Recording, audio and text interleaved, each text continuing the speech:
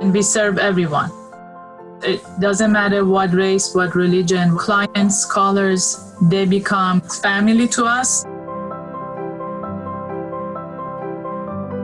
We're a small but mighty team of clinicians, but we do provide a lot of resources to people in need. And I like to tell callers that this intake line is a little bit more personal. We want to know who they are, what their situation is. There was a lot of calls for food, people worried about their employment, people not sure if they were going to be housed. Especially for seniors, they were scared, they were afraid, very stressed out. They wanted to get assistance as much as possible, as soon as possible.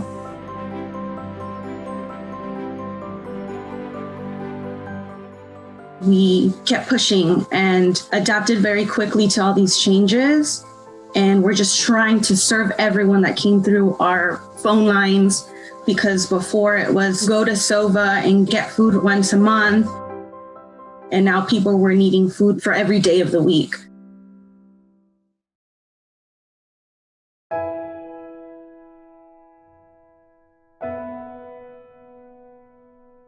One thing we have seen is a lot of new clients. It's anybody you would see on the street. It's a mix of everybody in the LA area. It's a big increase, especially new clients, new families that have lost their jobs.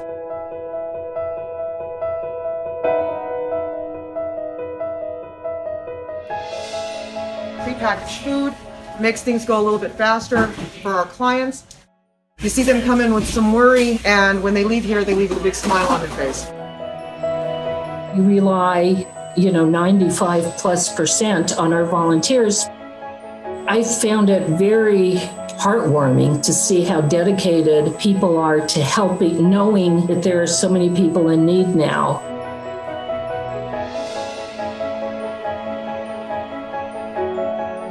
Everyone who's participating in our congregate meal program now is receiving home delivery.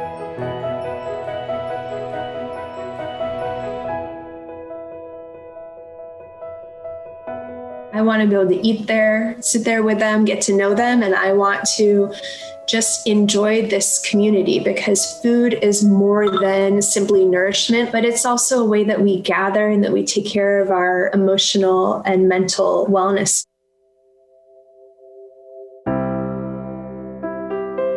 From 7 a.m. till about 11:30 at night, we have people in her kitchen producing meals from scratch.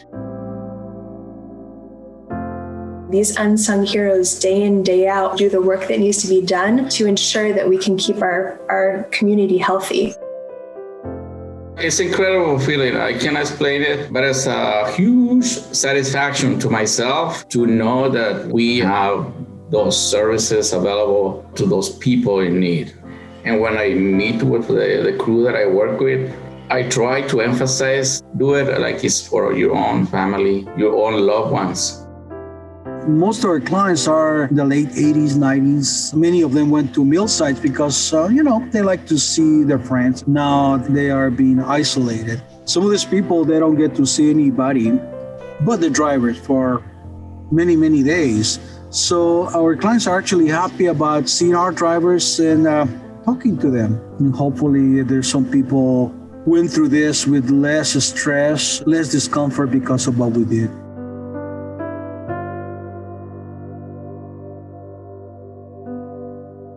You put the glasses on and then there's the therapist.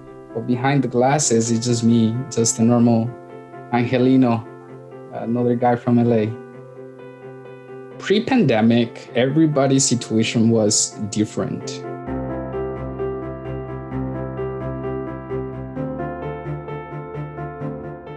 But after pandemic, then the topics became very common. Isolation, lack of employment, inability to get what they need.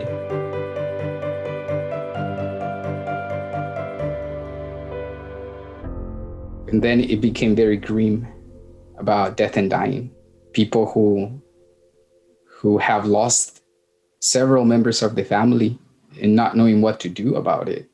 And I'm speaking for the people that fall off the cracks, talking about single mothers, survivors of trauma, domestic violence, people with complex immigration status, for them to feel like the world is against them and here we come and we promise to help them and we do. They just feel very grateful. Clients will come in a state of crisis, and we work hard to create a safety plan to ensure their immediate safety. And then we start to help them process their experiences, process the traumas. Normally clients come in and already their situations are very intense. And then you add on this extra piece where literally they feel like the entire world is never going to be the same, is not going to be safe.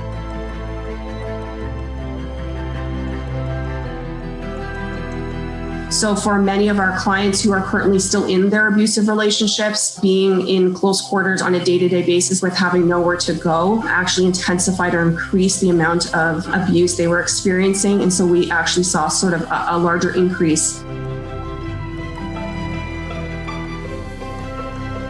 A number of my clients had contracted COVID during this time. So in addition to processing all those traumas in session, they were now sharing how scared they felt about, whether they were going to survive and if they were single parents, who was going to watch their children.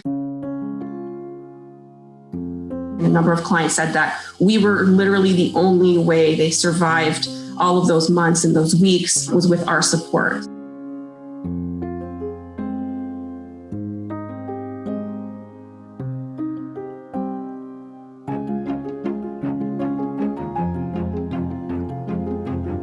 But a number of my coworkers live alone. Some of them hadn't had any physical contact with another human being for months.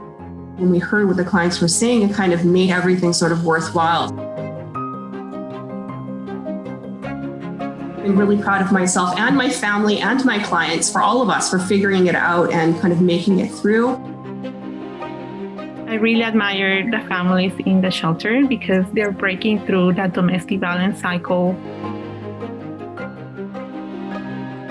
I had to spend the night in the shelter. It is hard for me to leave my child. Before going to work, I will always think about my grandma, my child, my family, but also thinking that there is family that need my service, that they need help. I pray before going to work, because when you see that client having an emotional breakdown, crying, not knowing what to do, sometimes you just want to give a big hug and say everything's going to be okay. That couldn't happen anymore. I always tell them, keep it in your room, look at it every morning, every day, and that's what they do. Feel your lungs filling up with air, exhale. One more time. With the coronavirus outbreak, lives were disrupted, and many of our members who live alone felt even more isolated. Everyone's routines have changed drastically. No work, no school, no day programs, no Havarim. We immediately went into action, and now every Tuesday and Thursday evenings, we host activities via Zoom called Havarim at Home. Name something specific that you turn over. A new leaf. A new leaf, yes. Oh, I love that. Very good. It's a way for everyone to get to see each other, interact, have fun playing games. Things you would maybe have at a carnival. Cotton candy. Smiles and laughter that I see coming from the members is just so heartwarming and unmeasurable. So one of the questions is going to be, what do you want to do first thing after the quarantine is over? Don't answer now. Party. Don't answer now. I think that's pretty much the consensus. The JFS Care staff has been incredible. There is not one person who has not stepped up. We have families. Some have children doing school remotely at home. I think for some of us, our cars have become the quietest place to have a meeting. Families were really suffering. There are no longer adult daycare programs. Senior living communities were not allowing people to move in. Families were so overwhelmed, they couldn't help but bring some help at home for some respite. We know how much we're needed, and I think that's what keeps you in there. we're not firefighters, we're not police officers, we're not nurses, but we are putting ourselves on the line to make sure that other loved ones are taken care of. I took my job really seriously. So every client I walked into, I'm like, I'm going into my grandmother's house. I'm going into my grandfather's house. My clients, it would be their birthday, and I'll bring them flowers, and that would cheer them up and it would bring life to the room. When my client told me that he tested positive for COVID, I broke down and cried. I cry and cry and cry until I'm like, okay, Dara, you got it out. Now, tomorrow when you go see him, you're going to smile and you're going to make it seem like you got this under control. So we have to put on the shield of like this hard shield over our face just to act like nothing's bugging us. But in reality, when we go home, we just break down. It's like we have our own little wounds we have to tend to and then go back to work again the next day and make sure that, you know, our clients are getting well taken care of.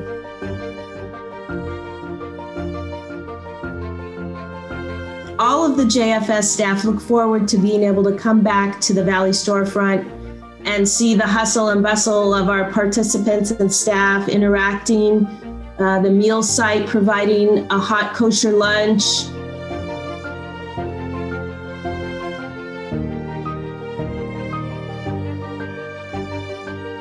This program has an amazing and caring, compassionate group of social workers. We keep moving forward. We keep trying to do the best work that we can, and we support each other all the time. It's made us even more connected as a staff. We were able to really switch gears and make sure that clients weren't isolated and lonely, and in cases where they did feel depressed and anxious or lonely, we had a volunteer call them regularly. Staff called much more frequently. When I speak to them directly through my programming with them, I always make sure that they're doing okay.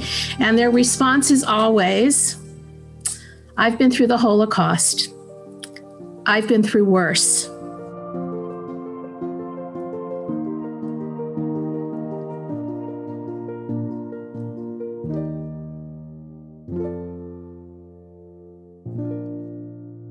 Every Thursday afternoon, we have Cafe Europa like we would have had it if we were meeting.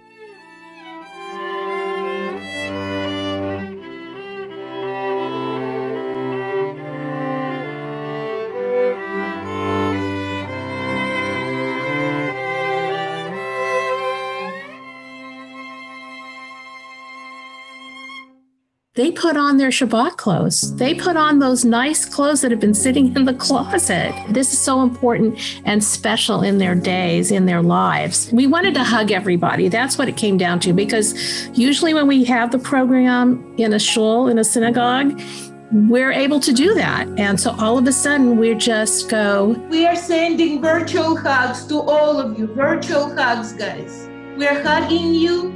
Everything is going to be all right. We will pull through and everything will be wonderful. Again, mwah, to all of you. And it's caught on. And we can't end a program without doing that. And you can see the joy in people's faces when we do that, because they know we care about them. They know we love them. Shabbat Shalom. We will see you next week. I look at these 18 years that I have been working for JFS. It's a gift. And what I look at it as is that I help to repair the world, that I am part of Tikkun Olam, which is to repair the world, and I get to help repair a corner of our world that needs constant tending. And it fulfills me. There's people that work to live and live to work. And I work because I love what I do. And I know that I get to help make a difference in people's lives. And I get to see it happen.